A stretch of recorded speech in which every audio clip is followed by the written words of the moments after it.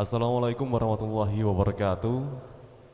96,8 Perkasa FM, nyalakan energi maju. Selamat sore kawan Perkasa, selamat sore masyarakat Tulungagung dan Kediri Raya.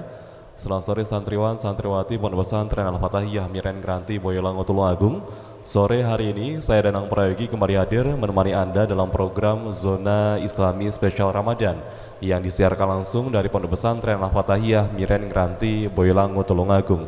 Sore hari ini kaum Perkasa di hari ke-23 Ramadan 1445 Hijriah, kita akan bersama-sama membahas seputar kematian seorang mukmin adalah cara Allah untuk membuatnya bahagia bersama dengan Ustadz Qayyum Munafal. Semoga. Terima kasih sebelumnya. Assalamualaikum warahmatullahi wabarakatuh. Alhamdulillahi rabbil alamin. Wa bihi nasta'inu ala umuri dunya waddin. Sayyidina wa maulana Muhammadin wa ala alihi wa ashabihi ajma'in, amma ba'd. Kepada semua santri yang berada di Pondok Pesantren Al-Fatahiyah yang senantiasa dirahmati Allah, kepada kaum muslimin muslimat pendengar radio Perkasa FM dimanapun Anda berada, pertama marilah kita panjatkan puji syukur kehadirat Allah Subhanahu wa ta'ala, yang mana pada kesempatan sore hari ini kita masih diberi limpahan taufik dan hidayahnya sehingga kita dapat menjalankan kegiatan kita, aktivitas keseharian kita, yang mana pada kesempatan sore hari ini kita tholabul ilmi dalam keadaan sehat walafiat tanpa ada halangan suatu apapun. Sholawat serta salam semoga tetap tercurahkan kepada baginda kita Nabi Muhammad sallallahu alaihi wasallam, Nabi yang senantiasa kita nantikan syafaatnya min yaumina hadza ila yaumil akhirah. Alhamdulillah pada kesempatan sore hari ini kita juga masih diberi kesehatan oleh Allah, dan mudah-mudahan kita senantiasa diberi kesehatan dalam menjalankan aktivitas kita, terutama kita diberi keistiqomahan dalam tholabul ilmi serta diberi kelancaran dan kemudahan serta ilmu yang bermanfaat. Dan pada sore hari ini kita akan membahas tentang kematian seorang mukmin adalah cara Allah untuk membuatnya bahagia. Sebagaimana yang dinukilkan dari Zaburnya, kitab Zaburnya Nabi Dawud alaihi salam, an Abdis Somad bin Mughaffal qala sami'tu anna Wahbab bin Munabbih radhiyallahu ta'ala anhu yaqul qara'tu fi akhiri Zaburi Dawuda sholawatullahi alaihi salasina satron qala ya Dawudu hal tadri ayyul mu'mini ahabbu ilayya an utila hayatah qala la qala alladhi idza qala la ilaha illallah iksya'arra jilduh warta'adat mafasiluh. Jadi dari Abdus Somad bin Mughaffal, beliau berkata, aku mendengar Wahab bin Munabbih radhiyallahu anhu. Beliau berkata, aku membaca 30 baris di akhir daripada kitab Zaburnya Nabi Dawud alaihi salam, bahwasanya Allah Subhanahu wa ta'ala berfirman, ya Dawudu hal tadri ayyul mu'mini ahabbu ilayya. Wahai Dawud, apakah engkau tahu orang mukmin yang seperti apa yang aku sukai?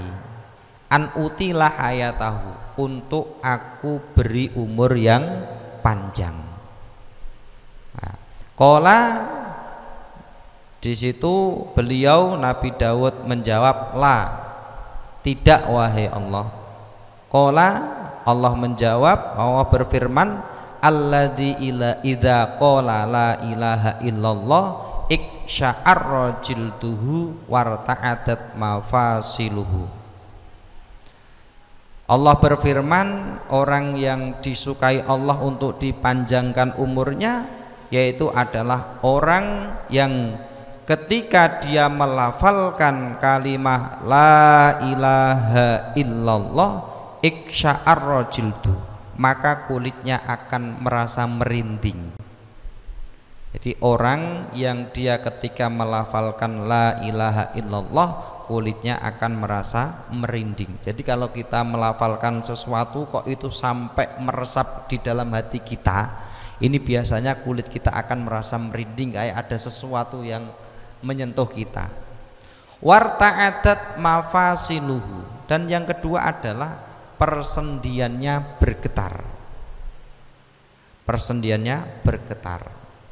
Fa inni akrahu lahu bidzalikal maut kama yakrahu alwalid liwaladihi. Nah, orang yang seperti ini, orang yang ketika dia melafalkan kalimah la ilaha illallah kulitnya merinding dan persendiannya ini bergetar, ini Allah itu sangat tidak suka membuat orang ini meninggal. Sebagaimana ketika ada orang tua, ini dia pasti akan merasa tidak senang dengan kematian seorang anaknya. Nah, tapi dalam prakteknya ketika di dunia orang itu pasti meninggal. Kadang justru orang ini yang sangat dicintai oleh Allah, dia taat kepada Allah, kadang meninggalnya lebih duluan. Nah, dilanjutkan, walakin la buddalahu minhu inni uridu an asurrahu fi darin siwa hadhihi dar.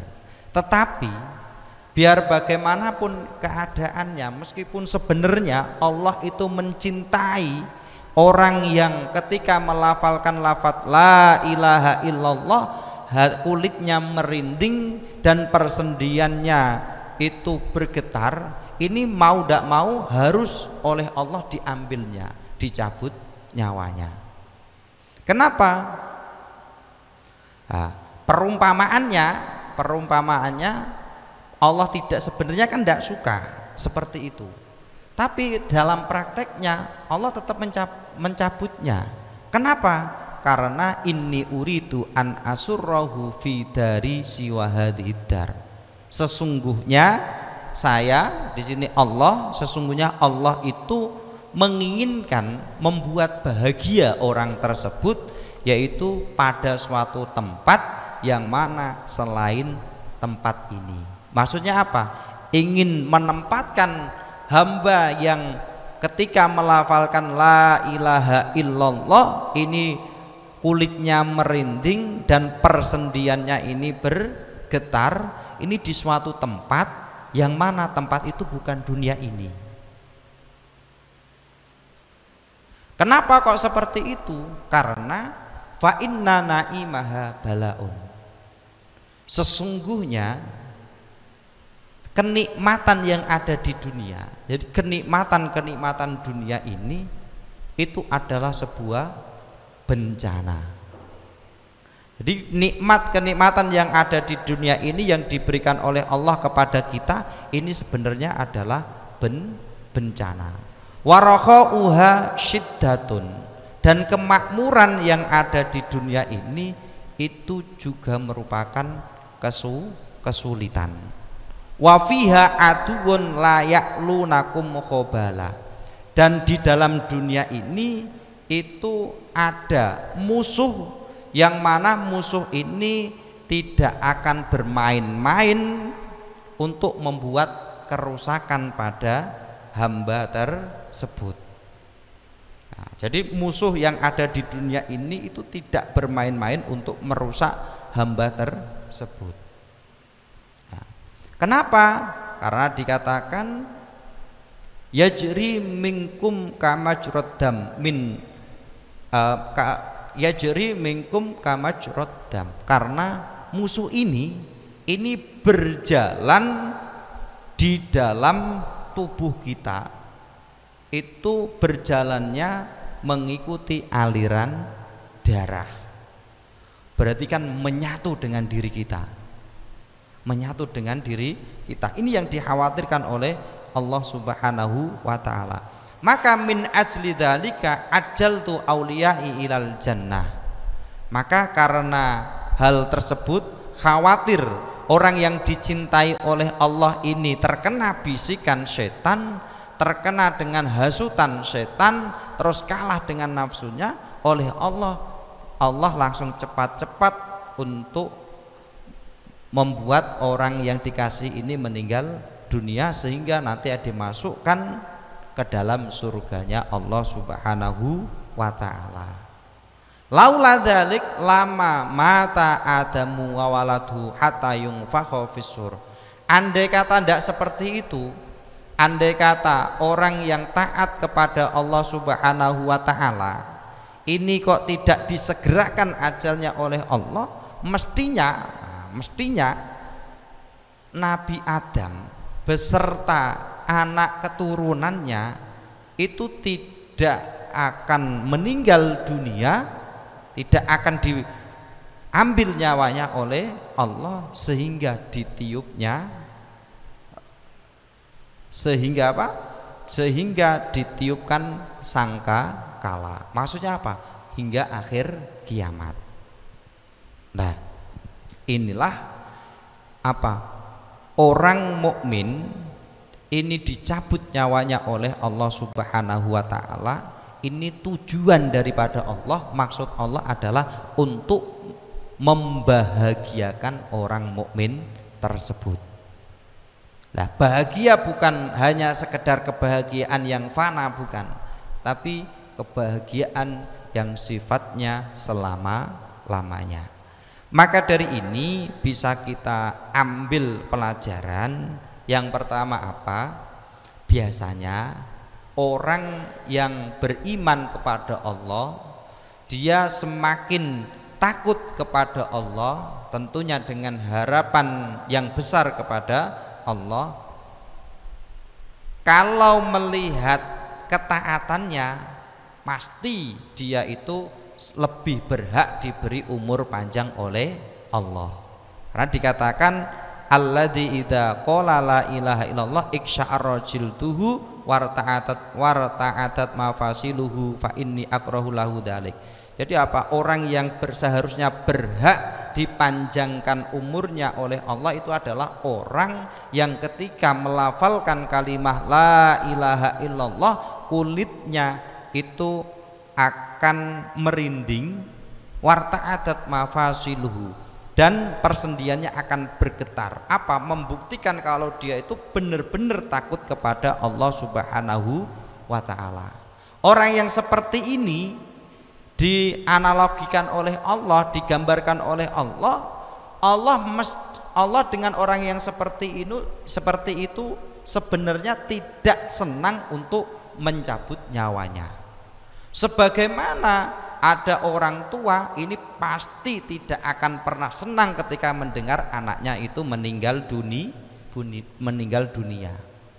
Tapi karena Allah itu memiliki kasih sayang yang besar, itu apa? Allah ini menghendaki kebahagiaan yang selama-lamanya untuk hamba yang ketika melafalkan la ilaha illallah kulitnya merinding, persendiannya ini bergetar, ingin membahagiakan orang yang seperti ini, orang mukmin yang seperti ini. Allah harus harus mencabut nyawanya.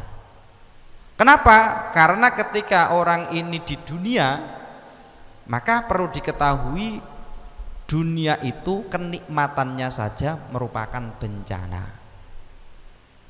Terus kemakmuran yang ada di dunia ini juga merupakan sebuah kesulitan. Dan di dalam dunia itu juga ada musuh, yang mana musuh ini tidak main-main untuk selalu menjerumuskan manusia ke jalan kesesatan. Yang mana musuh ini bukan berada di luar kita, musuh ini berjalan pada diri kita sebagaimana mengalirnya aliran darah yang ada di dalam tubuh kita. Karena kasih sayang Allah, akhirnya orang yang beriman seperti ini segera dicabut nyawanya oleh Allah. Supaya apa? Supaya Allah bisa memberikan kenikmatan, yang kenikmatan itu bersifat selama-lamanya. Bukan hanya kenikmatan yang bersifat fana, bukan kenikmatan yang rusak, tapi kenikmatan yang bersifat selama-lamanya. Ini yang dikehendaki oleh Allah Subhanahu wa ta'ala. Maka sering kita dengar orang yang menjadi kekasihnya Allah, orang yang dicintai Allah, ketika dia meninggal dunia, ini bukan berarti dia itu mati secara hakiki, tidak. Tapi justru dia itu meskipun secara jasad meninggal dunia, tapi hakikatnya dia tetap hidup. Ulama-ulama menceritakan, menguatkan hal ini dengan apa?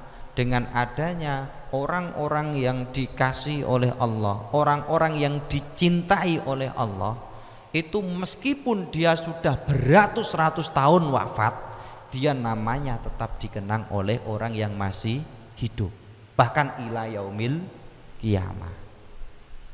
Bahkan ada yang mengatakan orang yang telah meninggal dunia, kalau memang orang ini dicintai oleh Allah, dia itu meskipun telah meninggal dunia, tapi dia juga tetap bisa memberi makan orang yang masih hidup. Bagaimana caranya? Kita lihat para kekasih-kekasih Allah. Katakanlah di sini kita sebut nama Sunan Ampel. Beliau ini secara dohir jelas beliau sudah meninggal dunia. Tapi siapa yang tidak kenal dengan Sunan Ampel? Terus kita lihat di sekeliling makam Sunan Ampel itu banyak sekali orang yang berdagang. Nah, andai kata, perumpamaan saja ini, andai kata di makam Sunan Ampel itu dipindah ke Tulungagung, ini perumpamaan ya, dipindah ke sini, maka yang rame di sana apa sih? Kenapa? Karena di situ ada makamnya Sunan Ampel, yang mana orang yang berdagang di sekeliling situ semuanya ini mencari berkah atau berdagang karena apa? Supaya ada orang yang membeli. Nah, orang pembeli ini kan datang karena dia melewati tempat tersebut. Nah, orang pembeli ini datang ke situ itu karena apa? Karena di sana orang hendak berziarah ke makamnya Sunan Ampel. Nah, ini adalah bukti apa? Orang yang menjadi kekasihnya Allah, orang yang dikasihi Allah, meskipun dia telah meninggal dunia, dia itu selayaknya kayak masih hidup, masih bisa memberi makan atau katakan perekonomian yang ada di situ terangkat, diangkat. Itu apa? Perdagangan yang ada di situ bisa, orang yang ada di situ kan orang dari macam-macam daerah, dia berdagang di situ. Tujuannya apa? Mencari kehidupan atau maisha, yaitu apa? Supaya bisa bertahan hidup, bisa menafkahi keluarganya. Ini luar biasanya kekasih Allah. Nah, dalam prakteknya orang-orang yang menjadi kekasihnya Allah, orang-orang yang dicintai Allah, itu biasanya usianya tidak panjang, usianya tidaklah lama hidup di dunia. Kenapa? Karena Allah itu mencintai orang ini. Sebenarnya Allah itu tidak tega melihat hambanya ini meninggal dunia, tapi melihat dunia itu adalah tipuan belaka. Kalau kita katakan dunia ini seperti fata morgana, yang mana ketika kita ini berburu dunia, maka banyak sekali kita akan rugi, kerugian yang akan kita peroleh.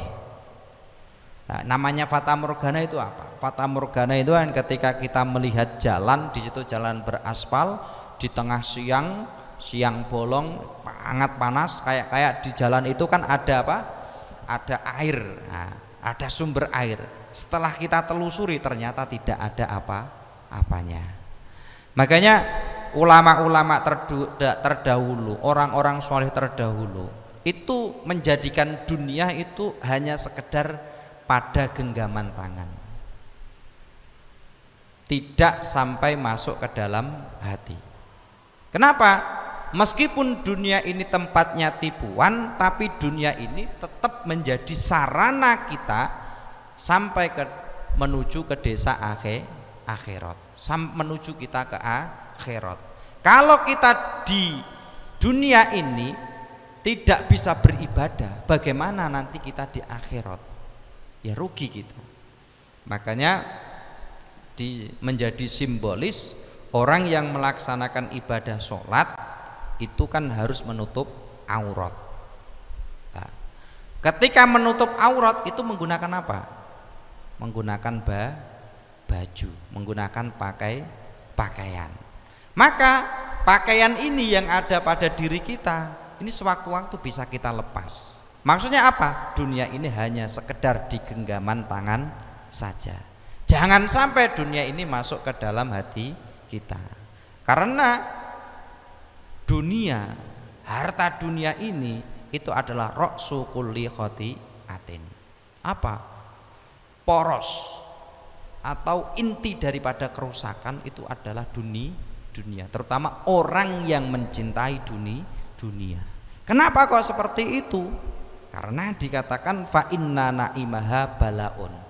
Sesungguhnya kenikmatan yang ada di dunia ini merupakan bencana.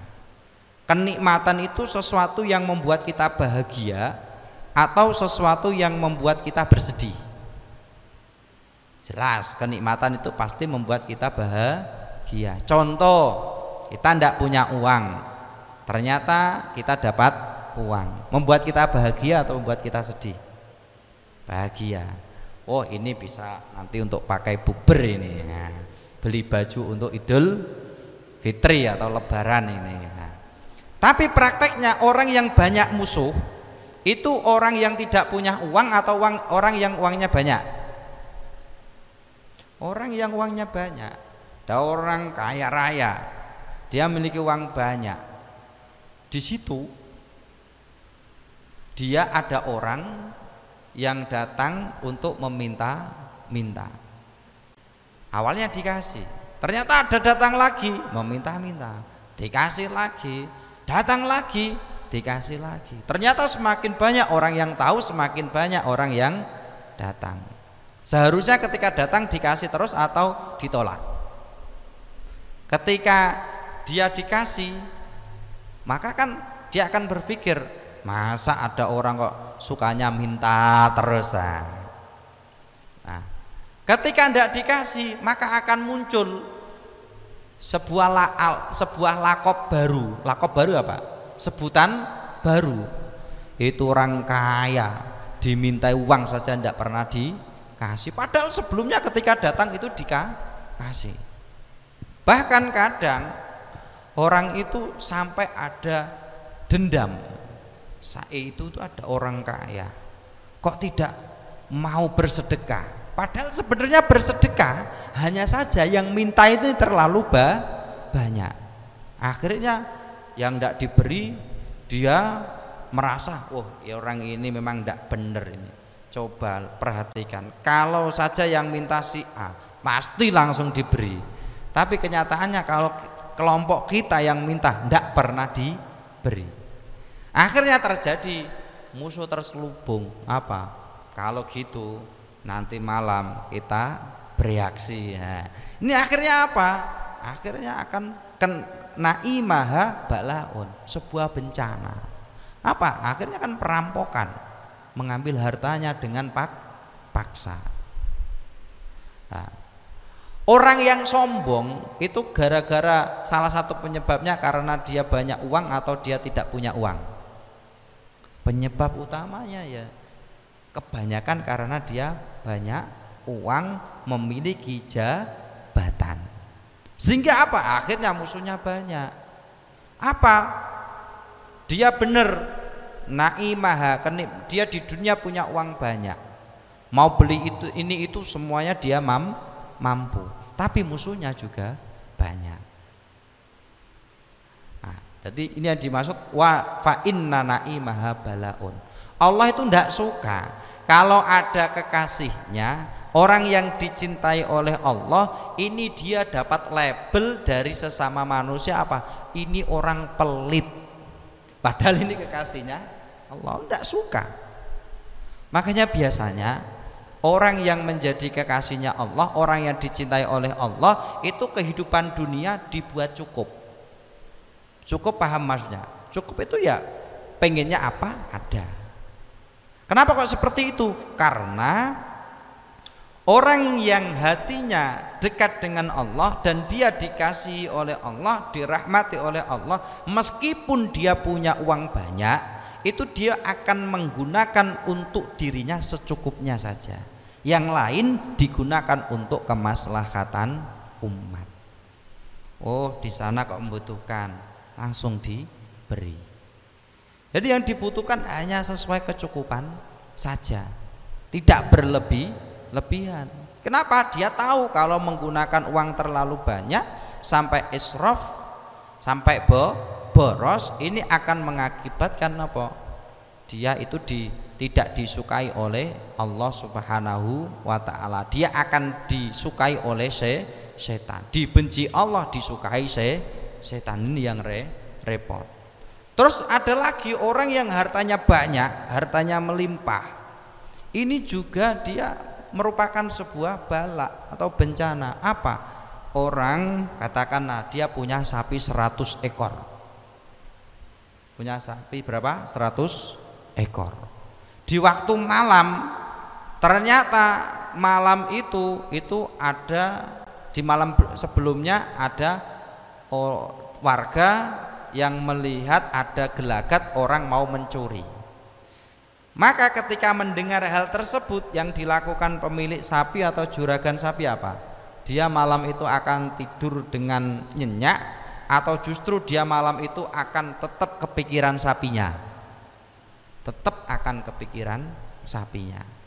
Begitu juga sama orang yang memiliki uang yang banyak, dia tak ditempatkan di suatu tempat. Kalau ada orang yang lain tahu, maka dia akan khawatir. Kenapa? Bisa juga nanti dirampok di tengah malam. Inilah harta, inilah kenikmatan yang ada di dunia. Makanya fa inna naimaha balaun. Kenikmatan yang ada di dunia ini merupakan suatu bencana kalau kita tidak mampu untuk mengontrolnya. Warakhauha syiddatun, dan kemakmuran yang ada di dunia ini merupakan sebuah kesulitan. Orang yang di dunia dia menjadi seorang pemimpin, katakanlah dia menjadi pemimpin suatu daerah, kan dia makmur, menjadi orang terpandang, orang yang terhormat. Tapi perhatikan bagaimana ketika dia mengambil sebuah kebijakan, pasti dia akan bingung. Kalau saya ambil kebijakan ini, kelompok ini tidak cocok. Kalau saya ambil kebijakan ini, kelompok situ yang kurang tepat. Akhirnya dalam mengambil sebuah kebijakan, yang dilakukan adalah dia pasti akan merugikan daripada rakyatnya. Meskipun itu pilihan, yang ingin dirugikan itu rakyatnya yang banyak atau yang sedikit, pasti akan ada pilihan itu. Maka dalam hal mengambil kebijakan ini yang dilakukan oleh seorang penguasa, ini kan harus memilih. Maka ketika memilih muncul kesulitan. Kesulitan ini loh awalnya. Ya apa? Padahal dia hidupnya itu makmur, tapi prakteknya dia mengalami kesulitan. Maka dikatakan warakhauha syiddatun. Dan kemakmuran yang ada di dunia itu merupakan suatu kesulitan. Apa? Harus berpikir terus, harus berpikir bagaimana ini. Kalau tidak bisa adil, jelas dia pasti akan dicaci maki oleh orang-orang yang ada di sekelilingnya. Selain dia nanti akan dimintai pertanggungjawaban oleh Allah Subhanahu wa Ta'ala. Ini tidak usah jauh-jauh. Ketika kita masih di area pondok, ketika kita menjadi mungkin kepala pondok atau mungkin ketua kelas atau mungkin kepala keluarga, ini memiliki tanggung jawab. Ketika jadi ketua kelas, ada suatu kebijakan, ada suatu program, katakanlah membuat seragam kelas. Ini saja ketua kelas harus bijak mengambil keputusan. Karena apa? Saya yakin dalam satu kelas kan tidak mungkin semuanya akan setuju begitu saja, pasti melalui proses. Karena yang namanya manusia itu akan cenderung berbeda dengan yang lainnya. Nah, ketika orang yang bisa ngontrol meskipun kita berbeda tapi kita bisa bersatu, inilah orang yang bisa mengalahkan hawa nafsunya. Nah, logikanya kalau masalah seragam, biasanya anak itu setiap santri, setiap siswa ini dominan akan memiliki warna kesukaan masing-masing. Sehingga dengan warna kesukaan masing-masing dia pasti akan mempertahankan warna daripada kesukaan tersebut sehingga sulit. Nah, maka dikatakan di sini warokho aha syiddatun, kemakmuran yang dia dapat pun itu akan merupakan sebuah kesulitan. Yang berikutnya lagi wafiha atuun layak lunakum khobala. Di dunia ini itu ada musuh, yang musuh ini tidak main-main untuk menjerumuskan kita kepada kemaksiatan. Bahkan musuh ini yajri minkum kamajrodam min ajli dalik. Musuh ini itu berjalan di dalam tubuh kita sebagaimana mengalirnya darah, mengalirnya aliran darah.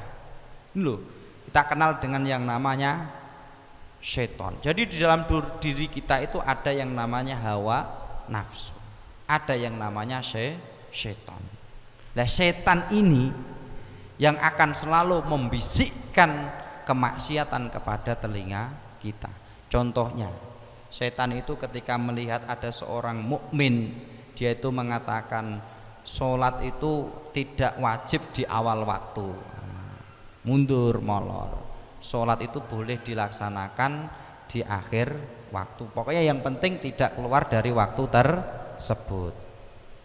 Jadi awalnya sholat duhur jam 12, akhir jam semakin dapat godaan setan jadi jam 2, molor akhirnya jam setengah 3, molor akhirnya tidak sholat duhur. Ini awalnya apa? Godaan dari setan ini. Nah, setelah ini terbiasa, maka nanti akan terbiasa. Kita akan menjadi orang yang mudah melalaikan sholat, membuat gampang sholat itu, sholat saja. Jadi sholat tidak menjadi perhatian yang penuh. Padahal kita tahu orang yang sholatnya ini baik, maka nanti pertama kali amal yang dihisab di akhirat adalah sholat. Ketika sholatnya ini baik, maka amal selain sholat akan dianggap baik. Ketika sholat ini bolong-bolong, maka nanti akan dihisab, akan dihitung satu persatu daripada amal ibadah kita. Nah, ketika ada orang mukmin digoda dengan sholat, ternyata masih tetap di awal waktu. Godaan berikutnya apa? Oh, itu ada orang yang tidak sholat. Nah, katakan seperti itu. Kamu ini sholatnya selalu jamaah di awal waktu. Itu ada orang yang tidak sholat. Berarti kamu ini lebih baik daripada orang tersebut. Muncul di dalam hatinya, yaitu apa? Kesombongan. Dia ujub, saya ini orang yang hebat ini. Kenapa? Karena saya itu bisa melaksanakan sholat di awal waktu dan berjamaah. Itu ada orang tidak mau sholat, jelas itu nanti pasti akan masuk ke dalam neraka, dan saya pasti akan masuk ke dalam surga. Ini yang berbisik seperti ini di dalam hati kita adalah setan. Hati-hati dengan ini. Kenapa? Karena kita sebagai seorang hamba, kita tidak tahu akhir daripada hayat kita seperti apa. Kadang bisa orang itu yang awalnya jelek, nanti akhir hayatnya baik. Ada orang yang awalnya dia baik, akhir hayatnya jelek. Cuman dalam sunnatullah, ketentuan Allah, ketetapan Allah, orang yang hidup di dunia ini nanti akan meninggal dunia sebagaimana kebiasaannya. Itu apa? Ketika orang ini rajin baca Quran, orang ini sholat tepat waktu dan berjamaah, apalagi di awal waktu dia suka bersedekah, maka insya Allah meninggalnya juga dalam keadaan seperti itu. Kebalikannya, ketika ada orang yang suka mabuk-mabukan, suka mendolimi orang lain, menghina orang lain, dia meninggal pun kemungkinan besar akan dalam keadaan seperti itu. Nah, ini tidak menutup kemungkinan, hanya saja sunnatullah seperti itu. Kalau orang baik, insya Allah meninggal dalam keadaan baik. Kalau orang yang perbuatannya jelek, ini biasanya meninggal juga dalam keadaan jelek.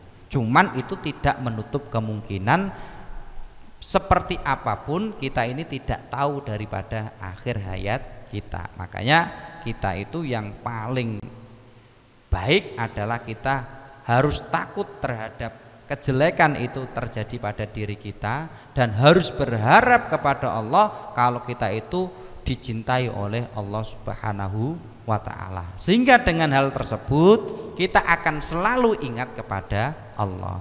Kalau ada orang kok selalu ingat kepada Allah, ini sebagai bukti kalau dia itu cinta kepada Allah.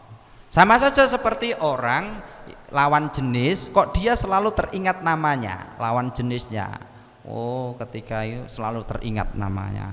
Mau makan teringat, mau BAB ya teringat, mau ngapain apa teringat. Ini apa? Tanda kalau dia itu cinta. Kalau kita selalu ingat kepada Allah, ini tanda kalau kita itu cinta kepada Allah. Nah, bagaimana caranya? Yaitu kita harus takut kepada Allah, dan kita juga harus berharap kepada Allah Subhanahu wa ta'ala. Marilah kita sama-sama kembali simak pembahasan di zona Islami Spesial Ramadan sore hari ini bersama dengan Ustadz Qayyumun Nafal.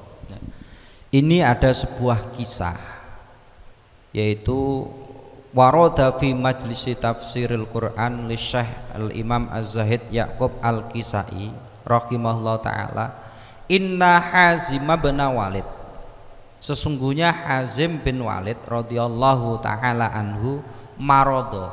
Jadi Hazim bin Walid niki gerah, fa'ata tobiban, kemudian Hazim bin Malik ini wau, Hazim bin Walid niki wau datang untuk berobat, datang ke dokter untuk berobat. Fa'akhodha nabdohu. Jadi Hazim bin Walid niki gerah. Nah, ketika gerah piyambake niki berobat moro datang dokter. Nah, ketika dicek kali dokter, fa'akhodha nabdohu, dokter niki ngecek denyut nadine. Jadi dokter memegang tubuhnya, dicek, yaitu di sini nabdohu, denyut jantungnya. Qala laisa fihi ilatun, dokter ini berkata, orang ini itu tidak sakit. Nah, orang ini tidak sakit. Walakinis alu an halihi, orang yang membawa Mbah Hazim bin Walid ini kan kaget, loh kok tidak sakit, ini bagaimana dokter ini? Akhirnya dokter berkata lagi, melanjutkan perkataannya, walakinis aluh an halihi, orang ini itu tidak sakit, coba kamu tanya kepada beliau, sebenarnya dia ini kenapa? Kenapa kok dokter menyuruh bertanya seperti itu? Fa innal mar'a a'lamu bisya'nihi. Karena seseorang itu dia akan lebih tahu tentang keadaannya. Kalau kita sakit atau tidak, kita itu kan lebih tahu. Kalau orang lain hanya sekedar mengira-ngira saja. Akhirnya fasa'aluhu, kemudian orang yang membawahnya, keluarga yang membawahnya atau orang yang di sekelilingnya itu bertanya. Akhirnya dia menjawab, laisa fi nafsi illatun, saya itu tidak sakit. Kaget, loh kok tidak sakit, gimana jenengan seperti itu? Nah, dilanjutkan, wa illati al khaufu minallahi ta'ala al aziz, sakitku itu karena aku takut kepada Allah subhanahu wa ta'ala. Jadi karena takut kepada Allah, tubuhnya itu bisa menggigil layaknya orang yang sakit jasmani. Wa khaufil ardi wal hisabi wa khaufiz zawalil iman. Jadi sakitnya itu karena takut kepada Allah. Yang kedua karena takut nanti disodorkan amalnya, amal-amal perbuatan yang ada di dunia. Wal hisab, dan nanti ketika dihisab. Dan yang terakhir yang dikhawatirkan adalah wa khaufiz zawalil iman, dan saya itu takut sekali terhadap hilangnya keimanan yang ada di dalam diriku. Wa asiru mustahiqqan lil adab, karena ketika ini sampai hilang pada diriku, keimanan ini sampai tidak ada dalam diriku, terlepas dari dalam diriku, jelas nanti aku pasti akan disiksa oleh Allah subhanahu wa ta'ala, yang tidak tahu sampai kapan siksa tersebut. Maka beliau mengatakan, fatuba liman kana khurujuhu anid dunya bil iman wa masiruhu ilal jinan. Maka beruntung sekali orang yang meninggalkan dunia dalam keadaan membawa iman, wa masiruhu ilal jinan, dan kembalinya ke dalam surganya Allah subhanahu wa ta'ala. Jadi Hazim bin Walid ini secara fisik kayak itu dia orang sakit, sedang demam. Ternyata ketika dibawa ke dokter, datang ke dokter, ternyata orang ini tidak sakit. Setelah ditanya, ketika dokter itu mengecek keadaan tubuhnya, mengecek denyut jantungnya, ini normal sebagaimana orang-orang yang sehat lainnya. Ternyata dokter ini mengatakan orang ini tidak sakit. Akhirnya dokter ini berkata kepada orang yang membawanya tadi, apa, untuk bertanya tentang keadaan sebenarnya orang ini kenapa, kok bisa seperti ini, padahal dia itu tidak sakit. Ternyata Hazim bin Walid ini menjawab, sebenarnya saya itu tidak sakit. Nah, sakitnya sebenarnya penyebab dia sakit seperti itu adalah karena takut kepada Allah. Yang kedua, takut nanti ditunjukkan amal-amal di akhirat. Yang berikutnya nanti takut nanti beliau dihisab oleh Allah subhanahu wa ta'ala. Yang terakhir yang paling ditakutkan adalah takut nanti hilangnya keimanan yang ada pada dirinya. Karena orang yang meninggal dunia tanpa membawa sebuah keimanan, maka di sini dia pasti akan dimasukkan ke dalam nerakanya Allah subhanahu wa ta'ala, yang mana di situ sudah tidak ada harapan lagi untuk dikeluarkan dari nerakanya Allah. Jadi orang yang meninggal dunia dalam keadaan tidak membawa iman, dia pasti akan dimasukkan ke dalam nerakanya Allah. Tidak ada harapan untuk dikeluarkan dari neraka, dimasukkan ke dalam surga. Nah, dari ini sungguh beruntung ketika ada seseorang ketika dia meninggal dunia dalam keadaan membawa iman dan kembalinya akhirnya ke dalam surganya Allah subhanahu wa ta'ala. Ini yang terpenting pada diri kita. Maka sebisa mungkin kita harus memiliki sifat khauf kepada Allah, takut kepada Allah, harapan kepada Allah, dan kita juga harus takut jangan sampai iman ini lepas daripada diri kita. Tentunya dengan kita berdoa kepada Allah, meminta supaya Allah tetap menetapkan iman kita, Allah supaya Allah menambah keimanan kita. Kan di sini diceritakan juga dari Abi Bakri bin Abdullah Al-Muzni rahmatullahi alaihi qala inna malikan minal muluk. Jadi ada suatu raja. Raja ini dia selalu menentang Allah Subhanahu wa taala, mutamarridan ala rabbih. Dia itu menentang kepada Allah. Akhirnya karena dia menentang kepada Allah, orang-orang muslim ini sepakat untuk memeranginya. Kemudian ketika memeranginya, akhirnya ternyata raja itu kalah. Ketika raja itu kalah, orang muslim ini dia bermusyawarah bagaimana tindak lanjut daripada raja ini. Apakah harus kita bunuh karena dia telah melawan Allah atau bagaimana? Akhirnya jadi kesepakatan raja ini harus dibunuh. Dan hasil daripada kesepakatan tersebut, raja ini dimasukkan ke dalam sebuah bejana yang besar. Jadi raja dimasukkan ke dalam bejana yang besar, wasaddu ra'sahu, kepalanya diikat. Wa auqadu tahtahu annar, di bawah bejana itu dinyalakan api yang sangat besar. Walama wajata harorotan, ketika raja itu dia merasa panas, ja'ala yunati alihatahu allati abadahum min dunillah. Dia itu meminta perlindungan, dia itu selalu menyebut Tuhan-Tuhannya selain Allah Subhanahu wa taala. Yaitu yang pertama dia menyebut, ya Lata kholisni, wahai Tuhan Lata, selamatkanlah aku. Ya Habil kholisni, wahai Habil, selamatkanlah aku. Ya Uzza kholisni, wahai Uzza, selamatkanlah aku. Mimma anafihi, dari apa yang saat ini aku lakukan. Nah, kemudian setelah raja memanggil seperti itu, tidak ada. Akhirnya dia tidak ada yang menolongnya. Justru api ini semakin panas. Ketika raja ini tahu, dia itu sudah putus asa bahwasanya raja, ya Tuhan-Tuhan yang disebutnya itu tidak ada sambutan atau apa, tidak bisa menolongnya. Akhirnya dia ini putus asa.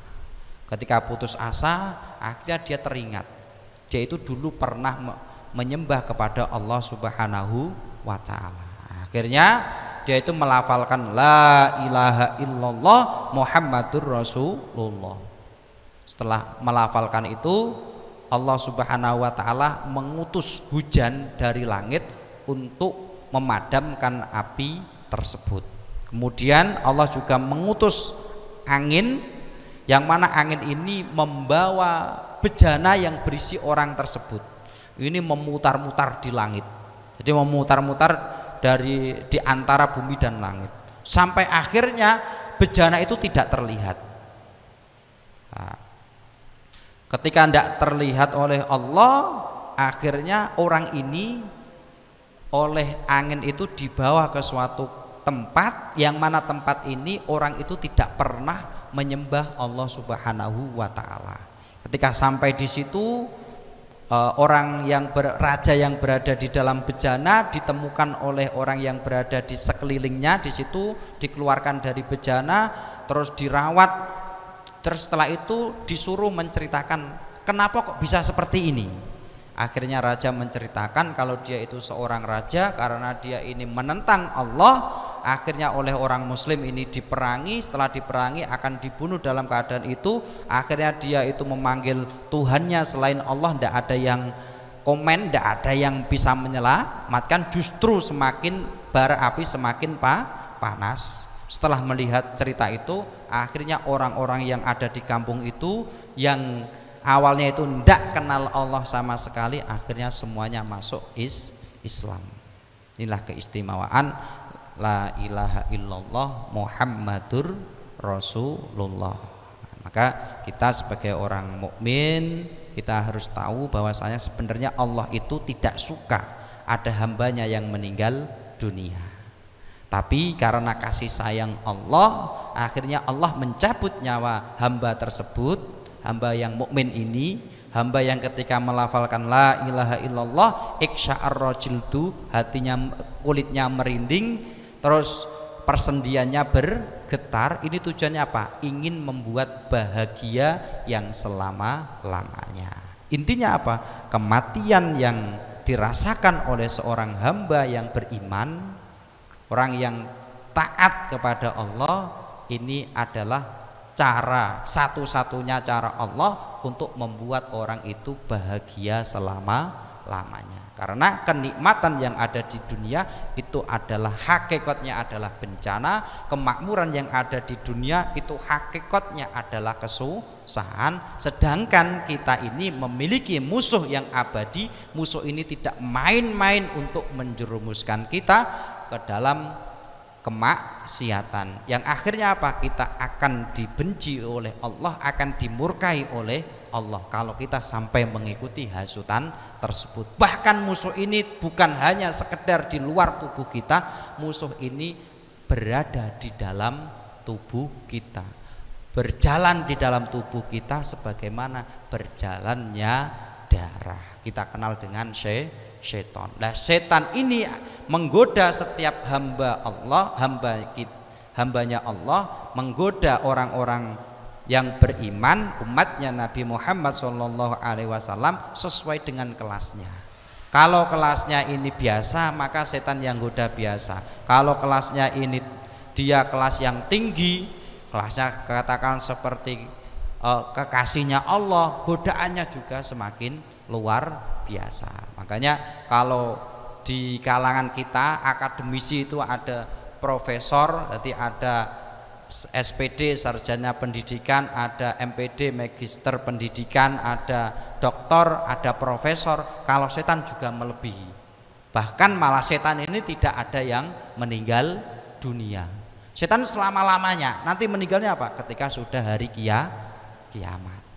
Nah, berarti kan setan semenjak Nabi Adam sampai sekarang. Ini berarti kan pengalamannya sudah sangat luar biasa. Tentunya kita sebagai makhluk Allah, sebagai hamba yang di satu sisi Allah menjadikan kita menjadi makhluk yang sempurna, tapi di satu sisi Allah juga menciptakan kita dalam keadaan lemah. Setan ini sangat ngalim dalam hal menggoda manusia.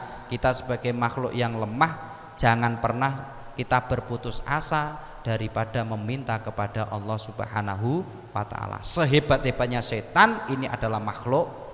Yang penting kita meminta kepada Allah supaya kita diselamatkan oleh Allah dari melaksanakan kemaksiatan yang menjadikan murkanya Allah.